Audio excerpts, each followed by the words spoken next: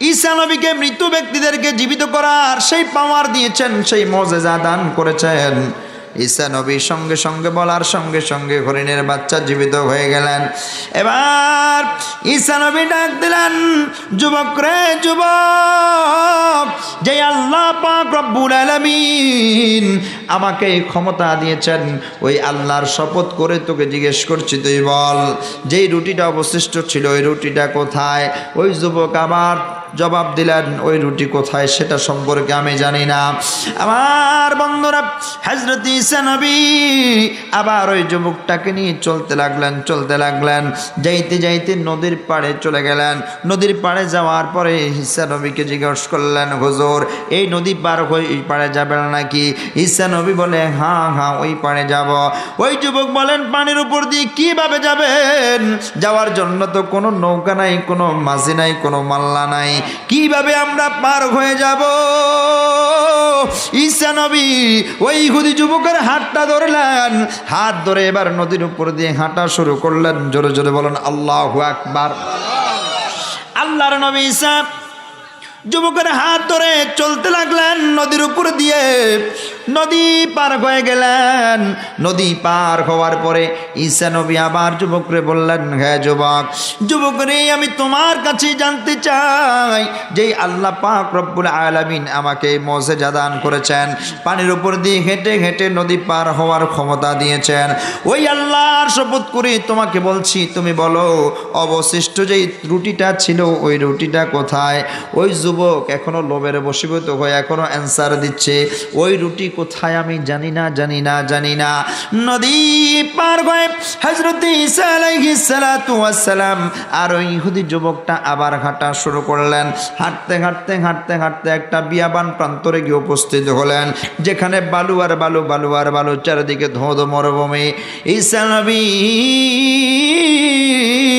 ওইখান থেকে একটা বালুর স্তূপ করলেন।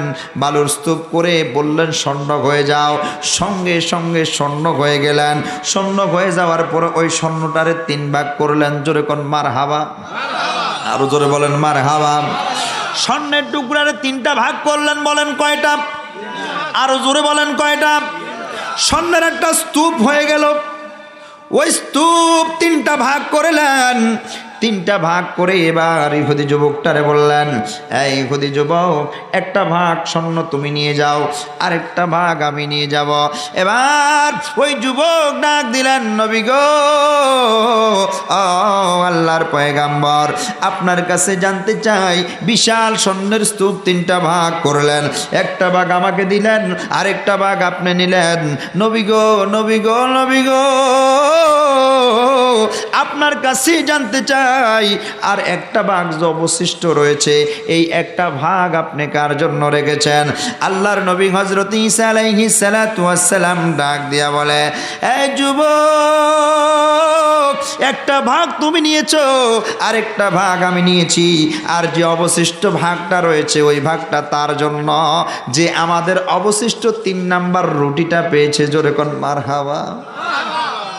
তুমি জীবন, তুমি মরণ, আধার ঘরে তুমি আপন, তুমি জীবন, তুমি মরণ, আধার ঘরে তুমি আপন, তুমি মোদের পাড়ের তরি, তুমি মোদের পাড়ের তরি, তুমি নিধানে তরানে ওয়ালা ইয়া রাসূল লা ইয়া রাসূল আল্লাহ আল্লাহ ইয়া রাসূল আল্লাহ ইয়া রাসূল আল্লাহ আল্লাহ তুমি মোদের আশার আলো, তাই তো তোমায় ভাসি ভালো। ঠিক কিনা বলেন? আরে তুমি মোদের আশার আলো, তাই তো তোমায় ভাসি ভালো।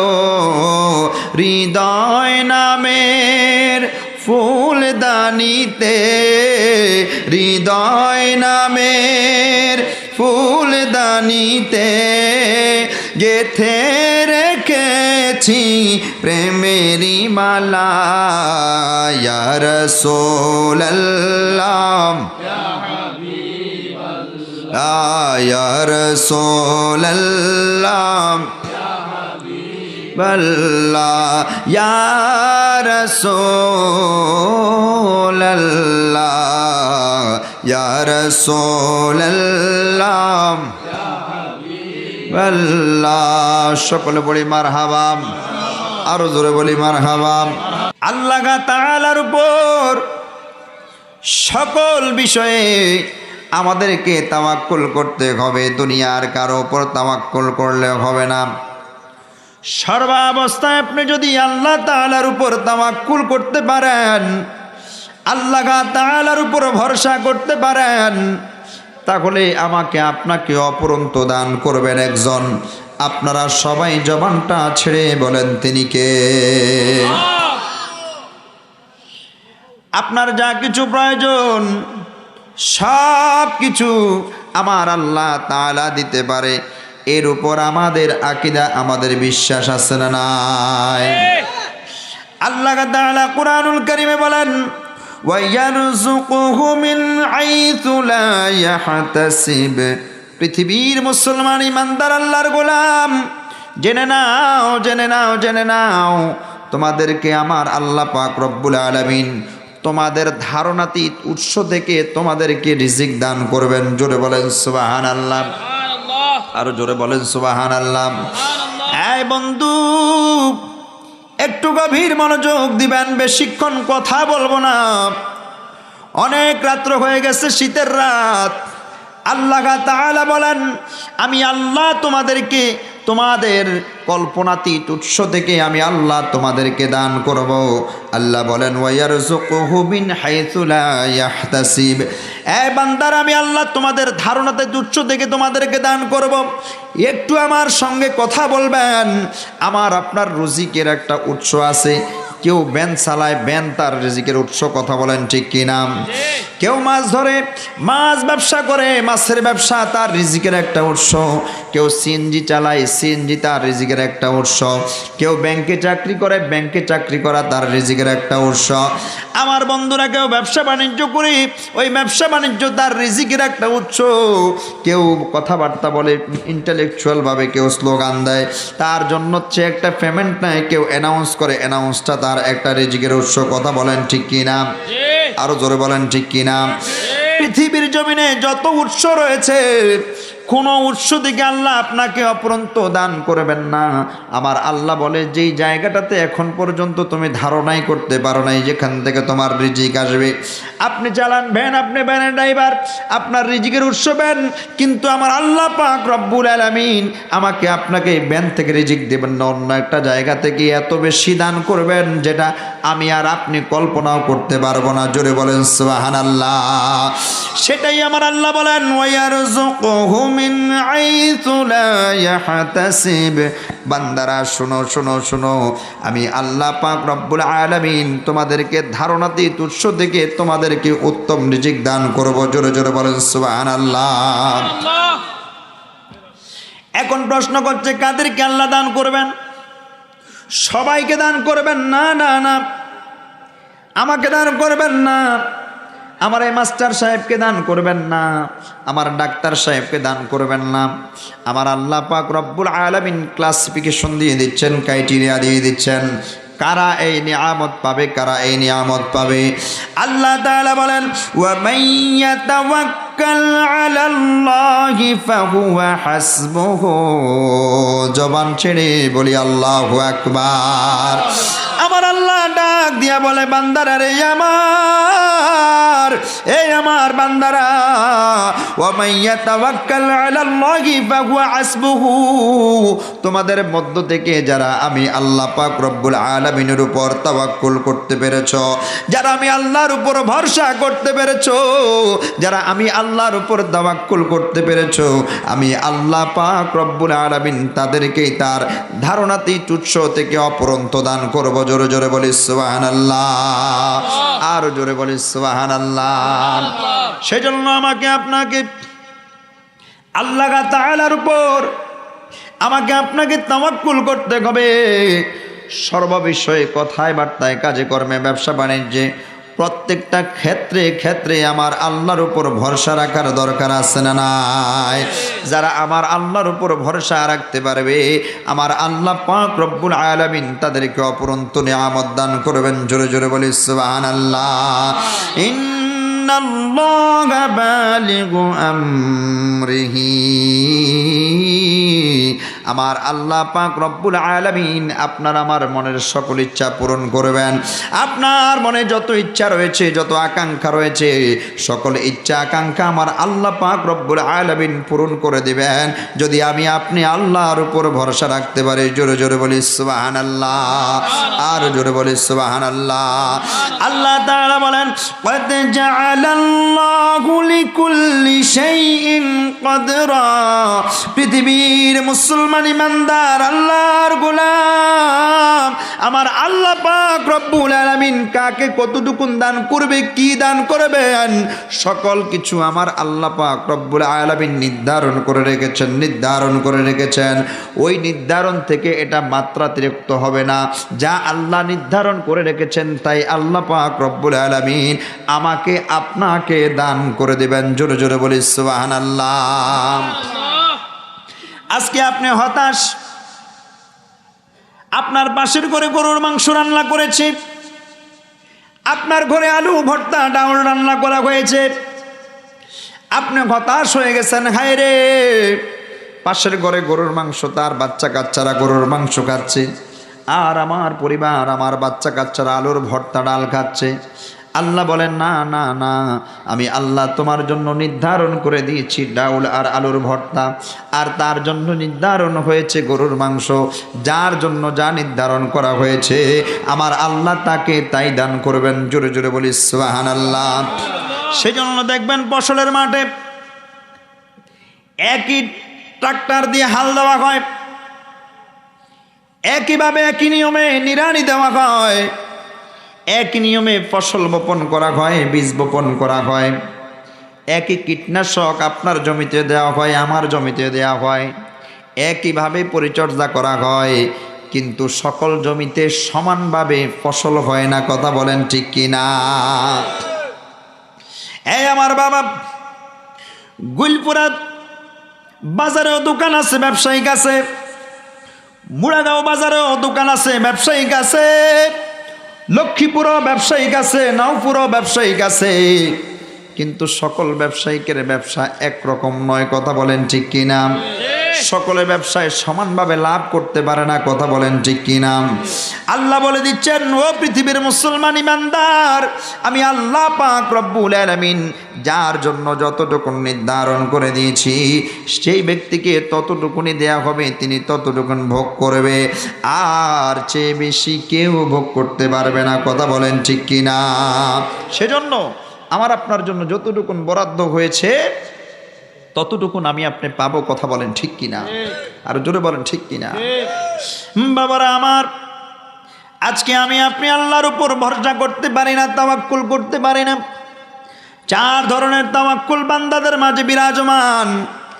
এক নাম্বার হচ্ছে বান্দার উপর তাওয়াক্কুল করা, দুই নাম্বার হচ্ছে সম্পদের উপর তাওয়াক্কুল করা, তিন নাম্বারে হচ্ছে নিজের নফসের উপরে, নিজের শরীরের উপর, নিজের বাহুশক্তির উপর তাওয়াক্কুল করা, চার নাম্বারে হচ্ছে আমার রব্বুল আলামিনের উপর তাওয়াক্কুল করা। বন্ধুরা, এক নাম্বারে হচ্ছে বান্দার উপর তাওয়াক্কুল করা, যারা অন্য মানুষের উপর তাওয়াক্কুল করে, যেমন কেউ কেউ বাবার উপর তাওয়াক্কুল করে, কেউ কেউ ভাইয়ের উপর তাওয়াক্কুল করে। দেখবেন যাদের বাবা আছে ওই সন্তানেরা বলে আমার বাবা যতদিন আছে ততদিন আমার চিন্তা নাই। কথা বলেন ঠিক কি না? এটা আওয়াজ দিবেন, কথা বলেন ঠিক কি না? যাদের বাবা বড় ভাই আছে, বড় ভাই দ্বারা পরিচালিত, তিনি বলেন আমার ভাই যতদিন আছে ততদিন পর্যন্ত আমার কোনো চিন্তা নাই, আমার কোনো চিন্তা নাই। এই যে বান্দার উপর ভরসা করে, বান্দার উপর ভরসা করে, কেউ ভাইয়ের উপর, কেউ বন্ধুর উপর, কেউ বাবার উপর, কেউ মায়ের উপর ভরসা করে, এক নাম্বার ব্যক্তিরা এইভাবে বলে বেড়ায় উনি যতদিন আছে ততদিন আমার কোনো চিন্তা নাই, কোন চিন্তা নাই, টেনশন নাই।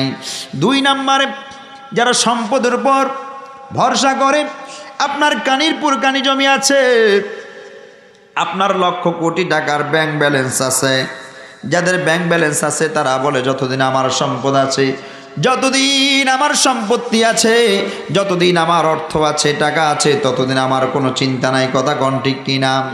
তিন নম্বরে যাদের পেশি শক্তি আছে, যাদের ক্ষমতা আছে, পাওয়ার আছে, তারা বলে যতদিন আমার শক্তি আছে ততদিন আমার কোনো চিন্তা নাই, যতদিন আমার পাওয়ার আছে ততদিন আমার কোনো চিন্তা নাই, যতদিন আমার বড় ভাই আছে, যতদিন আমার পাওয়ার আছে, ক্ষমতা আছে, আমার রাজনৈতিক ব্যক্তিবর্গ আছে, ততদিন আমার কোনো চিন্তা নাই। কথা বলেন ঠিক কি না? পেশি শক্তি আমাদের সমাজে দেখায় কি দেখায় না? আর চার নাম্বারে যারা আমার আল্লাহর উপর ভরসা করে, তারা বলে তাদের বলার ধরনটা ভিন্ন, তাদের চিন্তা চেতনাটা ভিন্ন। তারা বলে যতদিন আমার আল্লাহ পাক রব্বুল আলামিন আমার সঙ্গে আছে, চাই আমি বড়লোক হই কোনো সমস্যা নাই, চাই আমার সম্পদ নাই তাতে কোনো সমস্যা নাই, চাই আমার শরীরে শক্তি আছে কোনো সমস্যা নাই, চাই আমার শরীরে শক্তি নাই কোনো সমস্যা নাই, চাই আমার বাবা আছে কোনো সমস্যা নাই, চাই আমার বাবা নাই কোনো সমস্যা নাই, আমার সর্বাবস্থায় আমার সঙ্গে রয়েছেন আমার আল্লাহ, আর যার সঙ্গে আমার আল্লাহ রয়েছেন তার কোনো চিন্তা নাই। জোরে জোরে বলি সুবহানাল্লাহ, আরো জোরে বলি না সুবহানাল্লাহ। আপনারা বলেন যার সঙ্গে আমার আল্লাহ আছে তার কোনো চিন্তা আছে কিনা? সেজন্য আমরা সর্বকাজে সর্বাবস্থায় আমার আল্লাহর উপর তাওয়াক্কুল করতে রাজি আছি না নাই? আরো জোরে বলেন, আরো জোরে বলেন। এই বাবারা রে আমার, যিনি আল্লাহর উপর তাওয়াক্কুল করবেন তিনার তিনটা বৈশিষ্ট্য হবে। বলেন কয়টা? তিনটা বৈশিষ্ট্য লাগবে, ওই ব্যক্তি আল্লাহর উপর তাওয়াক্কুল করতে পারবে। এক নাম্বার, তিনাকে ইমানদার হতে হবে। জোরে কোন আল্লাহু আকবার, আর জোরে বলেন আল্লাহু আকবার। ইমানদার হতে হবে, আল্লাহ ও তার রাসূল সাল্লাল্লাহু আলাইহি ওয়াসাল্লামের উপর ঈমান আনতে হবে। আল্লাহ পাক রব্বুল আলামিনের উপর ঈমান যদি না আনতে পারেন, আমার রাসূলুল্লাহ সাল্লাল্লাহু আলাইহি ওয়াসাল্লামের উপর ঈমান যদি না আনতে পারেন, তাহলে আপনি আমি কখনোই ঈমানদার মুমিন হতে পারবো না, এবং সর্বাবস্থায় আমার আল্লাহর উপর তাওয়াক্কুল করতে পারবো না। কথা বলেন ঠিক কি না? যার অন্তরে আমার নবীর মহব্বত নাই, সে ব্যক্তি ইমানদার হতে পারবে না। কথা বলেন ঠিক কিনা? আল্লাহর নবী বলেন আলা ঈমান লিমান লা মুহাব্বাতা লা। এই আমার বান্দারা, এই আমার উম্মতেরা, তোমাদের মধ্যে যাদের অন্তরে আমি নবীর প্রেম নাই, আমি নবীর মহব্বত নাই, আমি নবীর ইশক নাই, আমি নবীর উপর ঈমান নাই, তারা কখনো পরিপূর্ণ মুমিন হতে পারবে না। জোরে জোরে কান নাউজুবিল্লাহ। সেজন্য ঈমানদার যদি হতে হয়, আমার রাসূলের মুহাব্বত অন্তরে ধারণ করার দরকার আছে না নাই? এ বাবা, আল্লাহর উপর তাওয়াক্কুল করার জন্য সর্বপ্রথম আপনাকে আল্লাহ তাআলার উপর ঈমান আনতে হবে, আল্লাহর রাসূলের উপর ঈমান আনতে হবে, কিতাবুল্লাহর উপর ঈমান আনতে হবে, আল্লাহর ফেরেশতাদের উপর ঈমান আনতে হবে, হাসরের ময়দানের উপর ঈমান আনতে হবে, মিজান ও ফুলসিরাতের উপর ঈমান আনতে হবে। তবেই আপনি পরিপূর্ণ ঈমানদার হবেন, আর ঈমানদার হলেই আপনি আল্লাহর উপর তাওয়াক্কুল করতে পারবেন। জোরে জোরে বলি সুবহানাল্লাহ। দুই নাম্বার, তাওয়াক্কুলের প্রথম বৈশিষ্ট্য হচ্ছে ঈমানদার হতে হবে।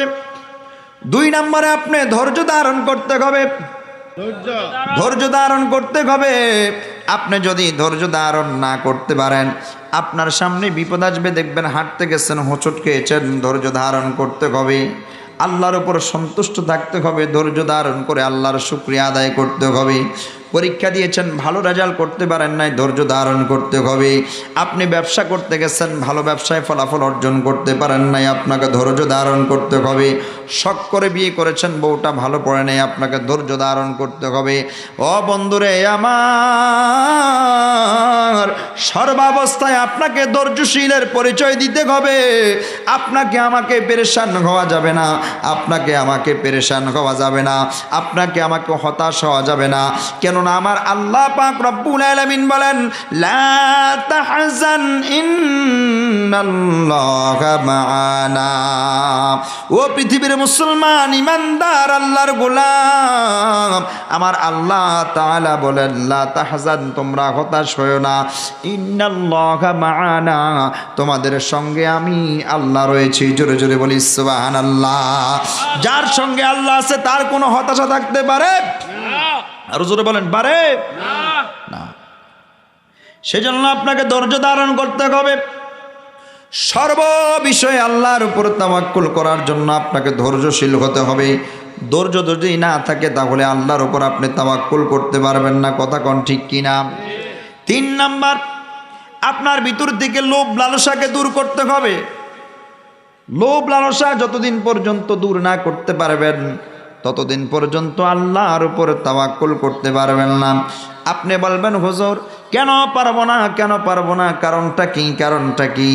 আমার বন্ধুরা, আমি বলবো, আপনার ভিতরে যদি লোভ থাকে, আপনার ভিতরে যদি লালসা থাকে, আপনার যদি অন্যের সম্পদের উপর লোভ থাকে, তাহলে আপনি তাওয়াক্কুলবান বান্দা হতে পারবেন না। অন্যের অর্থের উপর অন্যের অর্থের উপর আপনার যদি লোভ লালসা থাকে, অন্যের জমি জামার উপর যদি আপনার লোভ লালসা থাকে, অন্যের বাড়ি গাড়ির উপর যদি আপনার লোভ লালসা থাকে, অন্যের স্ত্রীর উপর যদি আপনার লোভ লালসা থাকে, তাহলে আল্লাহর কসম করে বলি আপনি কখনো তাওয়াক্কুলবান বান্দা হতে পারবেন না। লোভ লালসা যখন দূর করে দিবেন তখন আমি আল্লাহর উপর তাওয়াক্কুল করতে পারবো। জোরে জোরে বলেন ঠিক কিনা? হযরত ঈসা আলাইহিস সালাতু ওয়াস সালামের কাছে একজন যুবক আসলেন, ডাক দিলেন, হে পয়গম্বর, হে ঈসা নবী, আমি আপনার সঙ্গে থাকতে চাই। আমি আপনার সঙ্গে থেকে। ইহুদি যুবক আসলেন, ইহুদি যুবক এসে ঈসা নবীকে বললেন, নবী গো, আমি আপনার সঙ্গে থেকে দিন ধর্ম শিখতে চাই, আপনার সঙ্গে থাকতে চাই। আপনি তো ভালো মানুষ, আপনার সঙ্গে থেকে ভালো হতে চাই।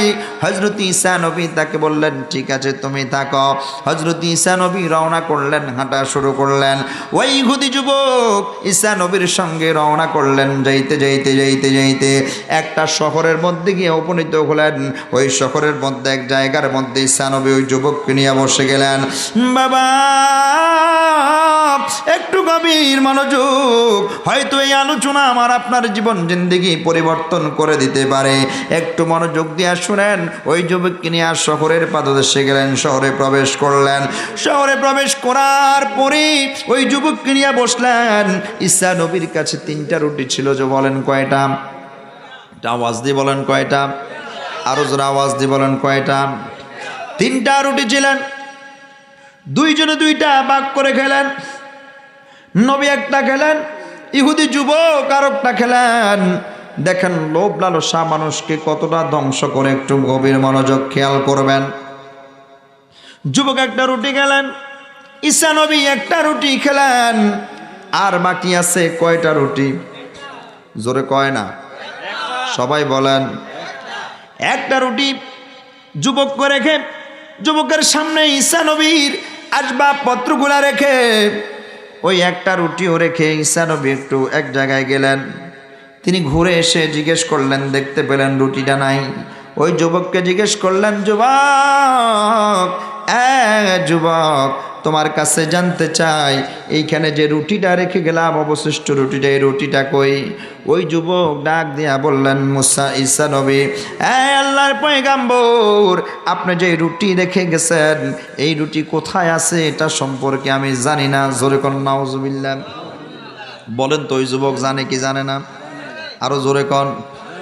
আমার সামনে আপনি রুটি রেখে গেছেন, একটু পরে আসছেন, আমাকে জিজ্ঞেস করলেন, আমি বলতেছি নাই, রুটি কই গেছে? যদি কেউ নিয়ে যায় তাহলে সেটাও আমি দেখছি, অমুকে নিয়ে গেছে, চুরি করে নিছে, অথবা জোর করে নিছে, কোনো না কোনোভাবে নিছে, সেটা তো আমি জানি। ওই যুবকের প্রশ্নের জবাব হচ্ছে আমি জানি না, জানি না। রুটি কোথায় আছে আমি জানি না। হযরত ঈসা নবী যেই মাত্র যুবক বলল জানি না, ওই যুবককে নিয়ে আবার হাঁটা শুরু করলেন। কিছু দূর গিয়ে শহর থেকে বের হয়ে জংলার পাশে চলে গেলেন। জংলার পাশে গিয়ে দেখলেন একটা হরিণী, মা হরিণী, তার সঙ্গে দুইটা হরিণীর বাচ্চা রয়েছে। তাদের বাচ্চা থেকে তাদের একজনকে ঈসা নবী ডাক দিলেন। ওই হরিণী তিনজন তার সামনে আসলেন। ঈসা নবী ডাক দিলেন, হরিণীকে ডাক দিলেন। তিনটা হরিণ ঈসা নবীর কাছে চলে আসলেন। একটা হরিণীর বাচ্চাকে জবাই করলেন, ভুনা করলেন, সেখান থেকে নিজেও খেলেন। ওই ইহুদি যুবকটাকেও খেতে বললেন, খাও, যতটুকুন প্রয়োজন ততটুকুন খাও। উভয়ে পেট পুরে খেলেন। খাওয়ার পরে ঈসা নবী আবার বললেন, ওই হরিণীটাকে জীবিত হয়ে যাও। সঙ্গে সঙ্গে হরিণীটা জীবিত হয়ে গেছে। জোরে কোন সুবহানাল্লাহ, আরো জোরে বলেন সুবহানাল্লাহ। ঈসা নবীকে ক্ষমতা দিয়েছেন কে? আরো জোরে বলেন কে? আল্লাহ চাইলে আল্লাহর বান্দাদেরকে এর চেয়ে বেশি বড় বড় ক্ষমতা দিতে পারে কি পারে না? আল্লাহ পাক রব্বুল আলামিন ঈসা নবীকে মৃত ব্যক্তিদেরকে জীবিত করার সেই পাওয়ার দিয়েছেন, সেই মুজিজা দান করেছেন। ঈসা নবী সঙ্গে সঙ্গে বলার সঙ্গে সঙ্গে হরিণের বাচ্চা জীবিত হয়ে গেলেন। এবার ঈসা নবী ডাক দিলেন, যুবক রে যুবক, যে আল্লাহ পাক রব্বুল আলামিন আমাকে এই ক্ষমতা দিয়েছেন, ওই আল্লাহর শপথ করে তোকে জিজ্ঞেস করছি, তুই বল যেই রুটিটা অবশিষ্ট ছিল ওই রুটিটা কোথায়? ওই যুবক আবার জবাব দিলেন, ওই রুটি কোথায় সেটা সম্পর্কে আমি জানি না। আমার বন্ধুরা, হযরত ঈসা নবী আবার ওই যুবকটাকে নিয়ে চলতে লাগলেন। যাইতে যাইতে নদীর পাড়ে চলে গেলেন। নদীর পাড়ে যাওয়ার পরে ঈসা নবীকে জিজ্ঞেস করলেন, হুজুর এই নদী পার হয়ে ওই পাড়ে যাবেন নাকি? ঈসা নবী বলে, হ্যাঁ হ্যাঁ ওই পাড়ে যাব। ওই যুবক বলেন, পানির উপর দিয়ে কিভাবে যাবেন? যাওয়ার জন্য তো কোনো নৌকা নাই, কোনো মাঝি নাই, কোনো মাল্লা নাই, কিভাবে আমরা পার হয়ে যাব? ঈসা নবী ওই ইহুদি যুবকের হাতটা ধরলেন। হাত ধরে এবার নদীর উপর দিয়ে হাঁটা শুরু করলেন। জোরে জোরে বলেন আল্লাহু আকবার। আল্লাহর নবী ঈসা যুবকের হাত ধরে চলতে লাগলেন নদীর উপর দিয়ে। নদী পার হয়ে গেলেন।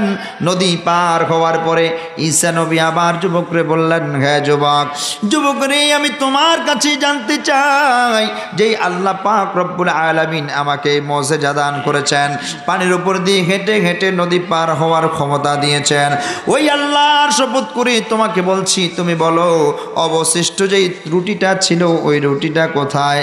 ওই যুবক এখনো লোভের বশীভূত হয়ে এখনো অ্যান্সার দিচ্ছে, ওই রুটি কোথায় আমি জানি না। নদী পার হয়ে হযরত ঈসা আলাইহিস সালাতু ওয়াস সালাম আর ওই ইহুদি যুবকটা আবার হাঁটা শুরু করলেন। হাঁটতে একটা বিয়াবান প্রান্তরে গিয়ে উপস্থিত হলেন, যেখানে বালু আর বালু, চারিদিকে ধোঁধ মরুভূমি। ঈসা নবী ওইখান থেকে একটা বালুর স্তূপ করলেন। বালুর স্তূপ করে বললেন, স্বর্ণ হয়ে যাও। সঙ্গে সঙ্গে স্বর্ণ হয়ে গেলেন। স্বর্ণ হয়ে যাওয়ার পরে ওই স্বর্ণটারে 3 ভাগ করলেন। জোরে কোন মারহাবা, আরো জোরে বলেন মারহাবা। স্বর্ণের টুকরারে 3টা ভাগ করলেন। বলেন কয়টা? আরো জোরে বলেন কয়টা? স্বর্ণের একটা স্তূপ হয়ে গেল। ওই স্তূপ 3টা ভাগ করলেন। 3টা ভাগ করে এবার ইহুদি যুবকটারে বললেন, এই ইহুদি যুবক, একটা ভাগ স্বর্ণ তুমি নিয়ে যাও, আরেকটা ভাগ আমি নিয়ে যাব। এবার ওই যুবক ডাক দিলেন, নবী গো, আল্লাহর পয়গাম্বর, আপনার কাছে জানতে চাই, বিশাল স্বর্ণের স্তূপ 3টা ভাগ করলেন, একটা ভাগ আমাকে দিলেন, আরেকটা ভাগ আপনি নিলেন। নবী গো, আপনার কাছে জানতে চাই, আর একটা ভাগ যে অবশিষ্ট রয়েছে, এই একটা ভাগ আপনি কার জন্য রেখেছেন? আল্লাহর নবী হযরত ঈসা আলাইহিস সালাতু ওয়াস সালাম ডাক দিয়া বলে, এই যুবক, একটা ভাগ তুমি নিয়েছো, আরেকটা ভাগ আমি নিয়েছি, আর যে অবশিষ্ট ভাগটা রয়েছে ওই ভাগটা তার জন্য যে আমাদের অবশিষ্ট 3 নাম্বার রুটিটা পেয়েছে। জোরে কোন মারহাবা। অবশিষ্ট যে 3 নম্বর রুটি রয়েছে, ওই রুটি যার কাছে যিনি পেয়েছেন এই স্বর্ণের স্তূপটা তার জন্য। এবার ইহুদি যুবকের অন্তরে লোভের উত্থান হয়েছে। চিন্তা করলেন, বাবারে, একটা রুটি তার বিনিময়ে একটা পাহাড় পরিমাণ, একটা স্তূপ পরিমাণ স্বর্ণ, একটা স্তূপ স্বর্ণ পেয়ে যাব। একটা রুটি যদি দিয়ে দেই, রুটিটা তো আমার কাছেই, তাহলে এবার বলেই দেই রুটিটা আমার কাছে, বলে দিয়ে আমি স্বর্ণগুলার মালিক হয়ে যাব। আমার বন্ধুরা, আমার বাবারা, ওই ইহুদি যুবকের লোভের আত্মাটা এবার বের হলো। এবার বলল, হুজুর, ওই 3 নম্বর রুটিটা আমার কাছে, এবার এই রুটিটা নেন আর স্বর্ণের স্তূপটা আমারে দিয়া দেন। হযরত ঈসা নবী সঙ্গে সঙ্গে বললেন, এই নাও 3টা স্বর্ণের স্তূপ তোমার, তবে এই মুহূর্ত থেকে, এখন থেকে আর তুমি আমার সঙ্গে আসবে না। ঈসা নবী বিয়াবান প্রান্তরে ওই ইহুদি যুবককে রেখে এবার ঈসা নবী নিজের গন্তব্যের দিকে চলে গেলেন। ওই যুবক তো স্বর্ণের লোভ সামলাতে পারল না, 3টা স্তূপ স্বর্ণের মালিক তিনি হয়ে গেলেন। তিনি এবার স্বর্ণ পেয়ে মহা খুশি, মহানন্দে তিনি উল্লাস করতেছেন। ইতিমধ্যে দেখা গেল 2জন যুবক পাশ দিয়ে যাচ্ছিলেন। ওই 2জন যুবক পাশ দিয়ে যেতে যেতে এই একলা দাঁড়িয়ে থাকা যুবকের দিকে লক্ষ্য করলেন, দেখলেন কিছু একটা বালির মধ্যে চিকচিক চিকচিক করছে স্বর্ণের মতো। ওই যুবকগুলো একটু সামনে অগ্রসর হলেন, অগ্রসর হয়ে দেখলেন একা একজন যুবক 3টা স্বর্ণের স্তূপ নিয়ে দাঁড়িয়ে আছেন। ডানে কেউ নাই, বামে কেউ নাই, সামনে কেউ নাই, পিছনে কেউ নাই। এবার ওই 2জনের অন্তরের মধ্যে লোভের আত্মা প্রকাশিত হলো। ওই 2জন এবার যুক্তি করলেন, পরামর্শ করলেন, একা মানুষ 3টা স্বর্ণের স্তূপ, তাকে আমরা মেরে ধরে তার কাছ থেকে 3টা স্তূপ স্বর্ণটা যদি নিয়ে নেই, তাহলে আমরা অতি অল্প সময়ে মালামাল হয়ে যাব। কথা কোন ঠিক কিনা? আরো জোরে বলেন ঠিক কিনা? লোভে পাপ, পাপে মৃত্যু। কথা কোন ঠিক কিনা? সেজন্য দেখবেন আমাদের দেশে যাদের স্বর্ণালঙ্কার রয়েছে, একটু বড় লোক, তাদের ঘরে কিছুদিন পর পর ডাকাতি হয় কি হয় না? চোরে চুরি করে হয়, আছে কি আছে না? বাবা, আপনি লক্ষ্য করে দেখবেন, খোঁজ খবর নিয়ে দেখবেন, প্রত্যেকটা ডাকাত প্রত্যেক রাতে লক্ষ লক্ষ টাকার স্বর্ণালঙ্কার, মোবাইল চুরি করে, টাকা পয়সা চুরি করে, ডাকাতি করে।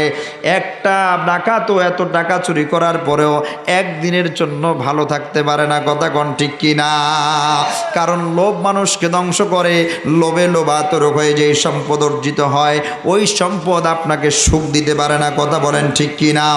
আরো জোরে বলেন ঠিক কিনা? সেজন্য বন্ধুরা রে আমার,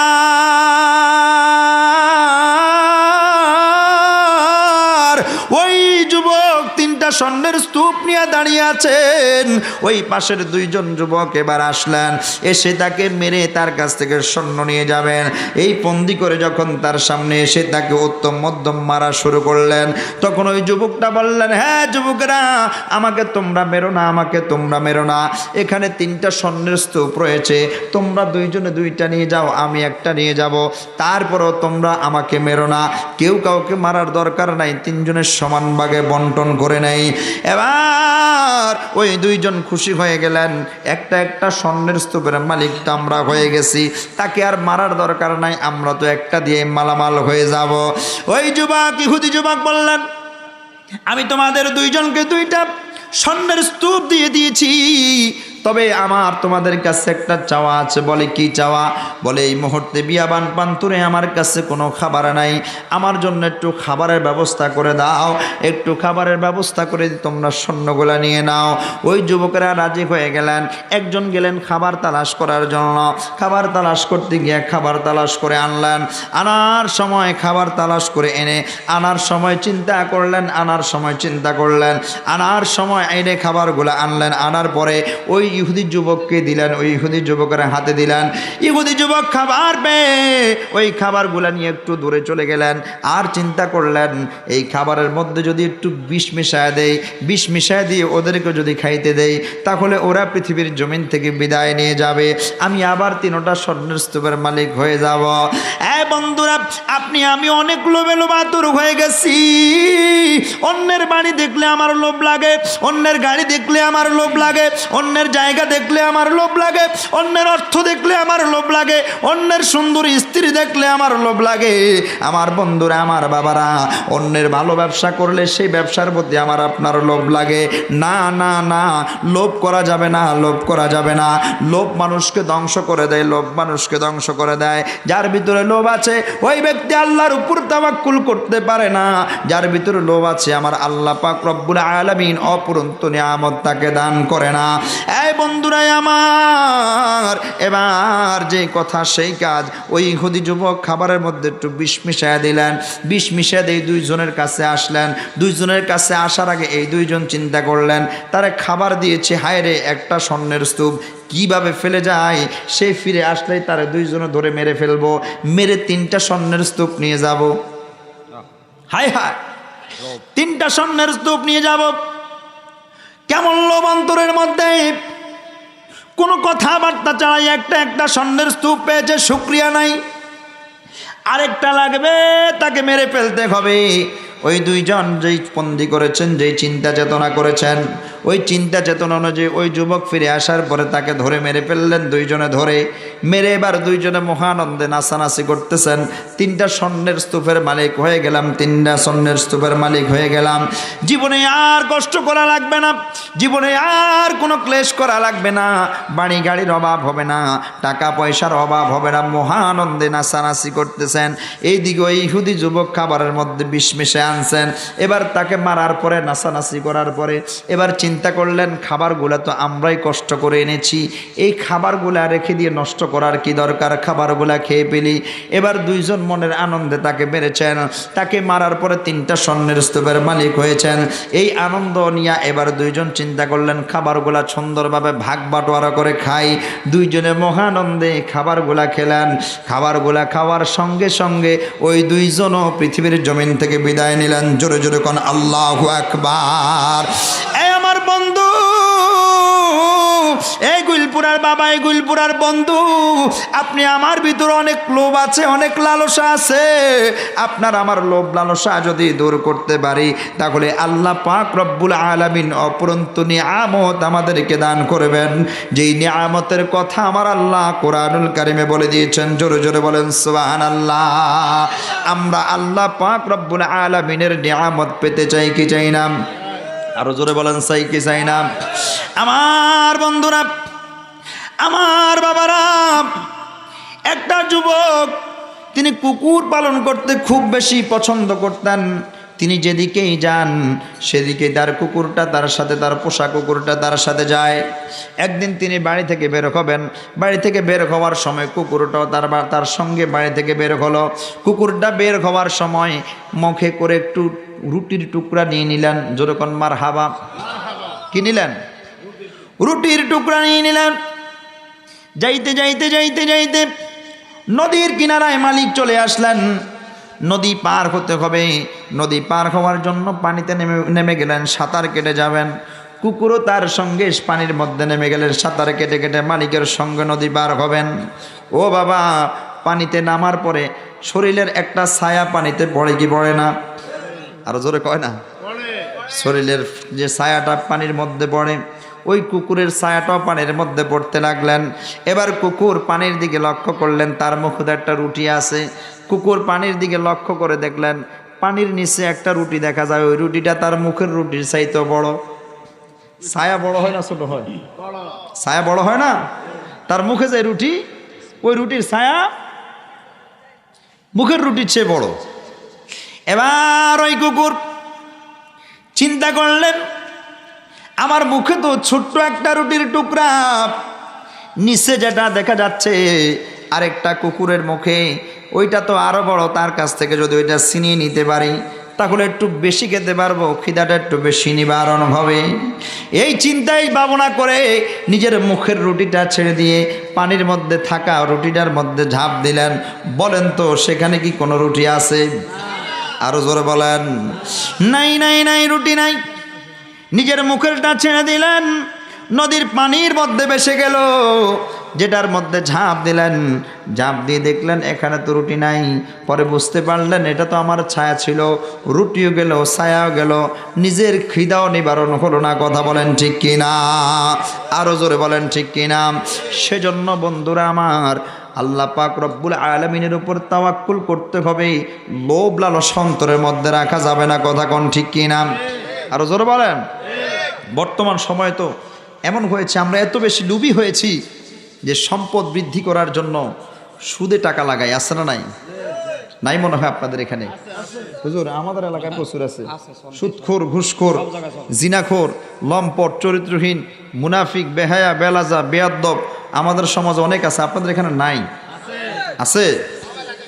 হ্যাঁ, কি বলেন? আমি তো ভাবছি আল্লাহর বলির এলাকা, এই এলাকা অত্যন্ত ভদ্র নম্র, বিশেষ করে এই হুজুরা যে এলাকায় আছে, আউয়াল ভাইদের মতো আলেম ওলামারা যে এলাকা আছে, সে এলাকা তো সুদখোর, ঘুষখোর থাকতে পারে না। কথা বলেন ঠিক কিনা? আছে? হায় হায়, এই লোভ আমাদেরকে জাহান্নামের দিকে নিয়ে যাচ্ছে।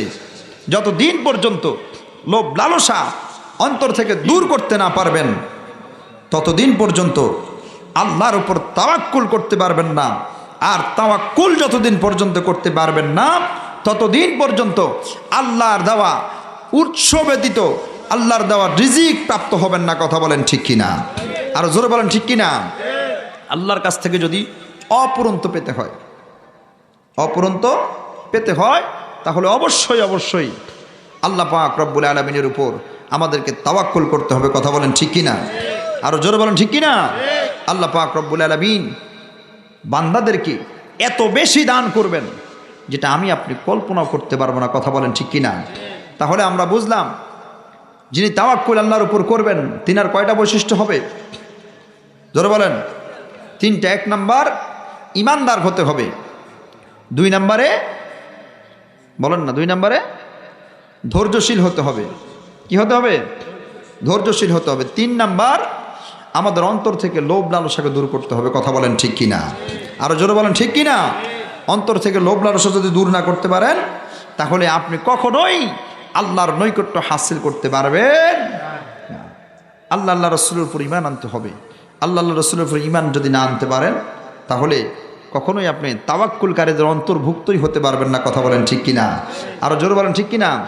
আল্লাহ পাক রব্বুল আলামিন আমাদেরকে তাওয়াক্কুলের উপর জীবন যাপন করার তৌফিক দান করুন। বলুন আমিন। শুনে রাখবেন সুন্নি জনতা, শুধু মুখে সুন্নি সুন্নি বললে হবে না, অন্তরে সুন্নিয়তকে লালন করতে হবে, ধারণ করতে হবে। কথা বলেন ঠিক কিনা? সেজন্য এই দেশে যদি মাজার রাখতে হয়, এই দেশে যদি আল্লাহর ওলিদের খানকা রাখতে হয়, এই দেশে যদি আল্লাহর ওলিদের এই উরুস মাহফিলগুলো জারি রাখতে হয়, এই দেশে যদি আহলে সুন্নাত ওয়াল জামাআতকে প্রতিষ্ঠিত করতে হয়, এই দেশে যদি আহলে সুন্নাত ওয়াল জামাআতের ধারা অব্যাহত থাকতে হয়, তাহলে আহলে সুন্নাত ওয়াল জামাআত থেকে একজন একজন করে পার্লামেন্টে পাঠাতে হবে। কথা বলেন ঠিক কিনা? আরো জোরে বলেন ঠিক কিনা? সেজন্য সময় এসেছে, সুযোগ এসেছে, জমি উর্বর, ফসল বপন করা হয়েছে, এখন ফল উৎপাদন হবে, ফলটা হবে এবারে নির্বাচনে। আমি আপনি সুন্নি দাবি করে আমি আপনি আমাদের সুন্নিদের ভোট সুন্নিদেরকে দিব। কথা বলেন ঠিক কিনা? আরো জোরে বলেন ঠিক কিনা?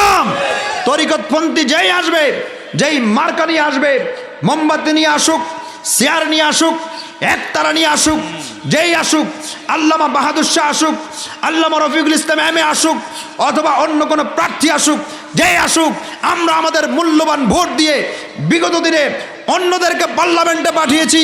কখনো আপনাকে, কখনো তোমাকে কেউ ঈমান আকীদা অনুযায়ী, ঈমান আকীদা লালন করে ঈমান আকীদার প্রত্যেকটা কর্মযজ্ঞ যেন আমরা সেই অনুযায়ী করতে পারি, সেই তৌফিক দান করুন। আমিন।